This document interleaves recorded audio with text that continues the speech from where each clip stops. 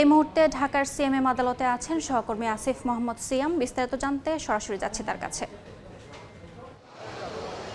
সাবেক প্রধান নির্বাচন কমিশনার কাজী হাবিবুল আওয়ালকে আর কিছুক্ষণের মধ্যেই ঢাকার সিএমএম আদালতে নিয়ে আসার কথা রয়েছে। আমরা সর্বশেষ শেরেবাংলা নগর থানার ভারপ্রাপ্ত কর্মকর্তার সাথে যখন যোগাযোগ করেছি, তিনি জানিয়েছেন যে তারা ওনাকে আনার জন্য যে প্রয়োজনীয় নথিপত্র সেইটা তারা প্রস্তুত করছেন এবং তাকে কোর্টে উপস্থাপন করার ক্ষেত্রে যে আবেদনপত্র জমা দিতে হয় সেই আবেদনপত্র তারা তখন পর্যন্ত তারা লিখছিলেন এবং তিনি জানিয়েছেন যে তাকে এই মামলায় 10 দিনের রিমান্ড চাওয়ার সম্ভাবনা রয়েছে। তারা সেই প্রস্তুতি নিচ্ছেন। তো একটু জানিয়ে রাখি যে এর আগে গেল রোববার বিএনপির করা একটি মামলায় যেখানে অভিযোগ করা হয় যে গেল আওয়ামী লীগ সরকারের আমলে গেল 3 নির্বাচনে তা প্রহসন এবং অনিয়মের অভিযোগ তোলা হয়। যেই অভিযোগের মামলায় সাবেক 3 কমিশনার এবং সাবেক প্রধানমন্ত্রী শেখ হাসিনা সহ 24 জনকে